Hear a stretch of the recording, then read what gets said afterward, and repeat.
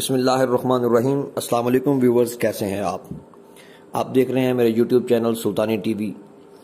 ناظرین، سلطانی T V کی آج کی یہ ویڈیو سلام پیش کرتی ہے اس عظیم لیڈر کو جس نے امت مسلمہ کے درد کو مٹانے کے لیے اپنی زندگی کا ایک ایک لمحہ وقف کر دیا تھا۔ ویورز، آج ہم بات کریں گے شاہ فیصل بن عبدالعزیز کی زندگی پر کہ امت مسلمہ کا وہ درد رکھنے والا عظیم لیڈر شاہ فیصل اپریل 1906 میں پیدا ہوئے۔ ان کی والدہ کا نام طرفہ تھا۔ شاہ فیصل بچپن سے ہی سمجھدار اور اعلیٰ ظرف باصلاحیت تھے۔ سلطان ابن سعود کو شاہ فیصل پر بہت اعتماد تھا اور وہ سعود کے مقابلے میں شاہ فیصل کو ہمیشہ ترجیح دیتے تھے۔ حجاز بھی شاہ فیصل نے اپنی ہی نگرانی میں فتح کیا تھا۔ 1920 میں یعنی 14 سال کی عمر میں انہیں حجاز کا گورنر مقرر کر دیا گیا۔ 1934 میں یمن کے خلاف جو کامیاب فوجی کارروائی کی گئی تھی وہ بھی شاہ فیصل کی مرہون منت تھی۔ وہ یمن میں بندرگاہ حدیدہ تک پہنچ چکے تھے کہ بادشاہ ابن سعود جنگ بندی پر راضی ہوئے اور فیصل کو واپس لوٹنا پڑا، ورنہ وہ پورا یمن فتح کر لیتے۔ 1953 میں جب سعود بن عبدالعزیز بادشاہ بن گئے تو شاہ فیصل بن عبدالعزیز ولی عہد مقرر ہوئے۔ ایک سال بعد یعنی 1954 میں وہ مجلس وزراء کے سربراہ یعنی وزیر اعظم بن گئے۔ شاہ فیصل شاہ سعود کے دور میں وہ بدستور حجاز کے گورنر اور وزیر خارجہ رہے۔ شاہ سعود کے زمانے میں جتنے ترقیاتی کام ہوئے وہ سب شاہ فیصل کی کوششوں کا ثمر تھے۔ بطور سربراہ مملکت شاہ فیصل کا کردار قابل فخر ہے اور تاریخ میں بہت اہمیت کا حامل ہے۔ جب وہ بادشاہ بن گئے تو انہوں نے حکومت کو زیادہ عوامی اور جمہوری رنگ دیا، شاہی خاندان کے اخراجات مقرر کر دیے اور زیادہ رقم تعلیم اور ترقیاتی کاموں پر خرچ کی۔ شاہ فیصل کے 11 سالہ دور میں اتنے ترقیاتی کام ہوئے کہ سعودی عرب جو کہ پسماندہ ترین ممالک کی لسٹ میں تھا وہ ترقی یافتہ ممالک کی فہرست میں آ گیا۔ شہروں اور بندرگاہوں کو جدید طرز پر تعمیر کیا گیا، ہوائی اڈے تعمیر کیے گئے، ملک بھر میں سڑکوں کے جال بچھا دیے گئے، حرم پاک میں توسیع کی گئی اور حاجیوں کو بہت سی سہولیات فراہم کی گئیں۔ شاہی محلات کو تعلیمی اور رفاہی اداروں کے سپرد کر دیا گیا۔ مکہ معظمہ، جدہ اور ریاض میں نئی جامعات اور اعلیٰ تعلیم کے ادارے قائم کیے گئے۔ صنعتوں کو ترقی دی گئی اور 1967 میں فولاد سازی کا پہلا کارخانہ قائم ہوا۔ سعودی عرب میں پانی کی کمی کی وجہ سے زرعی ترقی مشکل تھی، جس پر شاہ فیصل نے کام کیا اور نئے زیر زمین ذخائر دریافت کیے گئے اور برساتی پانی روک کر جگہ جگہ ندی نالوں پر بند تعمیر کیے گئے۔ داخلی معاملات کی طرح خارجی معاملات میں بھی شاہ فیصل کا اپنا انداز تھا۔ شاہ فیصل جب تخت پر بیٹھے تو عرب دنیا انتہا پسندانہ، قوم پرستی، نسل پرستی، سوشلزم اور دوسرے غیر اسلامی نظریات کی زد میں تھی۔ ناظرین، عرب دنیا کے یہ سیکولر اور سوشلزم عناصر سعودی عرب کو اپنے نظریات کی راہ میں رکاوٹ سمجھتے تھے، اس لیے سعودی عرب پر امریکہ کا ایجنٹ ہونے کا الزام بھی لگایا جاتا تھا۔ حالانکہ الزام لگانے والے یہ ممالک خود روس کے ایجنٹ تھے۔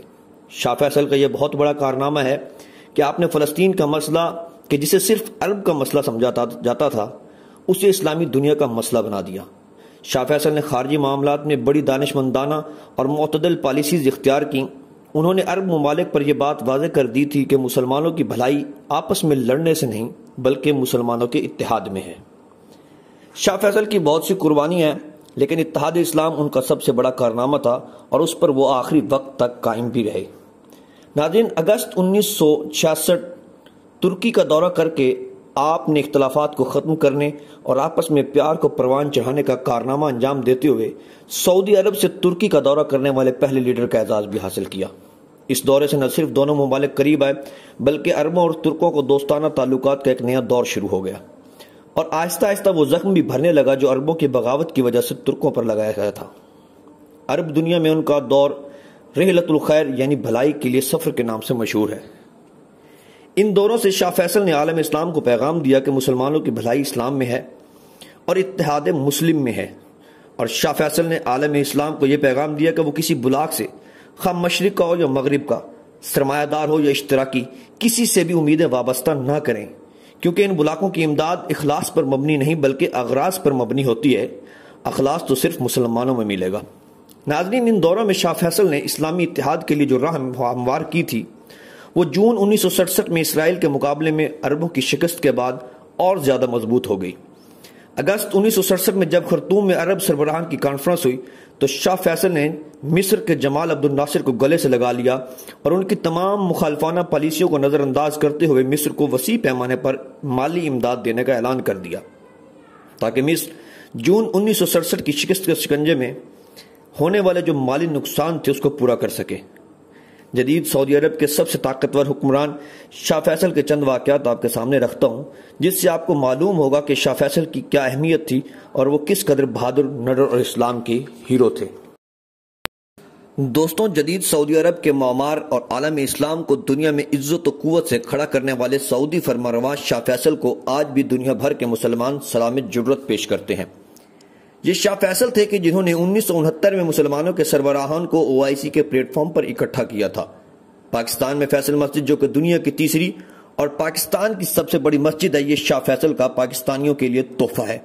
شاہ فیصل بھٹو کا قریب ترین ساتھی بھی تھا۔ 1973 کی عرب اسرائیل جنگ میں مغربی ممالک نے اسرائیل کا ساتھ دیا تو شاہ فیصل نے مغربی ممالک کا تیل بند کر دیا۔ سعودی حکمرانوں کی طرف سے مغرب کے خلاف تیل کو بطور ہتھیار استعمال کرنے کے بعد عالمی معیشت ہل کر رہ گئی۔ پاکستان سے شاہ فیصل کی محبت کا اندازہ اس بات سے لگایا جا سکتا ہے کہ 1965 اور 1971 کی جنگوں میں پاکستان کو تیل کی مفت فراہمی دی گئی، اور جب 1971 میں پاکستان اور بنگلہ دیش الگ الگ ہوئے تو شاہ فیصل بچوں کی طرح ہچکیاں لگا کر رونے لگے اور کہا کہ آج اسلام کا قلعہ دولخت ہو گیا ہے۔ بھارت نے جب 1974 میں ایٹمی دھماکے کیے تو لیبیا کے کرنل قذافی، جو کہ بھٹو کے خاص دوست اور مسلم بلاک کے اہم رکن تھے، اس نے اور شاہ فیصل نے پاکستان کو اپنے پیروں پر کھڑا کرنے کے لیے بہت بڑی امداد دی۔ شاہ فیصل پاکستان کے لیے ایک طاقتور ڈھال تھے۔ ناظرین، آئیے شاہ فیصل کی بہادری کی مثالیں آپ کو بتاتا ہوں کہ شاہ فیصل ایک بار سرکاری دورے پر برطانیہ تشریف لے گئے تو آپ کے سامنے کھانے کی میز پر انتہائی نفیس برتن اور اعلیٰ قسم کے کھانے رکھے گئے۔ برتنوں میں چمچ اور کانٹے بھی رکھے گئے تھے۔ ناظرین، دعوت شروع ہوئی تو سب لوگوں نے چمچ اور کانٹے سے کھانا کھایا، لیکن شاہ فیصل نے سنت رسول پر عمل کرتے ہوئے ہاتھ سے کھانا کھایا، جس پر صحافیوں نے آپ سے سوال کیا کہ آپ نے چمچ استعمال نہیں کیا۔ شاہ فیصل نے جواب دیا کہ میں وہ چیز کیوں استعمال کروں جو آج میرے منہ میں ہے اور کل کسی اور کے منہ میں۔ اپنے ہاتھوں سے کھانا کھایا ہے کیونکہ یہ آج بھی میرے ہیں اور کل بھی میرے، اور میری انگلیاں بھی ہمیشہ میرے ہی ساتھ رہیں۔ ناظرین، عربوں کی اسرائیل کے ساتھ 1973 میں لڑی گئی جنگ یوم کپور میں اگر امریکہ اسرائیل کی مدد نہ کرتا تو فلسطین کا مسئلہ 1974 میں حل ہو چکا ہوتا، اور قابل فخر بات یہ ہے کہ اس جنگ میں پاکستان نے بھی مسلمان بھائیوں کا ساتھ دیا اور پاکستان کی فضائیہ نے اسرائیل کی فضائیہ کی کمر توڑ کر رکھ دی تھی۔ اس جنگ میں شاہ فیصل کا یہ جو دلیرانہ فیصلہ ہے کہ آپ نے تیل کی پیداوار کو بند کر دیا اور یہ مشہور جملہ کہا جو اس وقت ہر زبان پر تھا کہ ہمارے آباء و اجداد نے دودھ اور کھجور کھا کر زندگیاں گزاری ہیں، آج اگر ہمیں بھی ایسا کرنا پڑا تو یہ کوئی بڑا مسئلہ نہیں ہے۔ شاہ فیصل کا یہ فیصلہ امریکہ کے لیے ایک کاری ضرب کی حیثیت رکھتا تھا، جس کو تبدیل کرنے کے لیے امریکہ کی ہر ممکن کوشش کی گئی۔ امریکی وزیر خارجہ ہیلری کیسنجر نے شاہ فیصل سے 1973 کو اسی سلسلے میں جدہ میں ایک ملاقات کی۔ تیل کی پیداوار کو دوبارہ شروع کرنے کے لیے شاہ فیصل کو قائل کرنے کی ناکام کوشش کی گئی۔ دوران گفتگو ہیلری کیسنجر نے جذباتی گفتگو کرتے ہوئے شاہ فیصل سے کہا، اے معزز بادشاہ، میرا جہاز ایندھن نہ ہونے کے سبب آپ کے ہوائی اڈے پر ناکارہ کھڑا ہے، کیا آپ اس میں تیل بھرنے کا حکم نہیں دیں گے؟ دیکھ لیجئے، میں آپ کو اس کی ہر قسم کی قیمت ادا کرنے کے لیے تیار بیٹھا ہوں۔ ہیلری کیسنجر خود لکھتا ہے کہ میری اس بات کا شاہ فیصل کے چہرے پر کسی قسم کی کوئی مسکراہٹ تک نہ آئی، اور انہوں نے اپنے جذبات سے عاری چہرہ اٹھا کر مجھ سے یہ کہا کہ میں ایک عمر رسیدہ شخص ہوں اور ضعیف آدمی ہوں، میری ایک ہی خواہش ہے کہ مرنے سے پہلے میں مسجد اقصی میں 2 رکعات نفل ادا کر سکوں، کیا تم میری یہ خواہش پوری کرنے کے لیے کوئی مدد کر سکتے ہو؟ شاہ فیصل کے اس جرأت مندانہ جواب نے ہیلری کیسنجر کو لاجواب کر دیا تھا۔ شاہ فیصل کے جرأت مندانہ اقدامات اور بہترین پالیسیز کو دیکھتے ہوئے امریکہ بہت خوف زدہ تھا، اور پھر وہی ہوا جو مسلمانوں کے ساتھ تاریخ میں ہوتا ہوا آیا ہے۔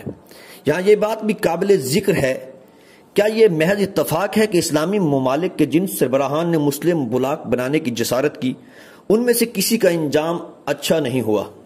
پاکستان کے بھٹو کو پھانسی دے دی گئی، فلسطین کے یاسر عرفات بھی اپنی طبعی موت نہیں مرے، لیبیا کے کرنل معمر قذافی کو پرتشدد ہجوم کے ہاتھوں مروا دیا گیا۔ صدام حسین کو جھوٹا الزام لگا کر امریکہ میں پھانسی دے دی گئی۔ مورخین کا کہنا ہے کہ بھٹو اور شاہ فیصل اگر 10 سال اور زندہ رہ جاتے تو آج مسلمانوں کی زندگیوں اور اسلامی ممالک کے فیصلے امریکہ، اسرائیل یا یورپ کنٹریز نہ کر رہے ہوتے۔ پھر اسرائیل اور امریکہ اور اس کے اتحادیوں نے سازش کر کے عالم اسلام کے اس عظیم ہیرو کو شہید کروانے کے لیے ایک منصوبہ بنایا۔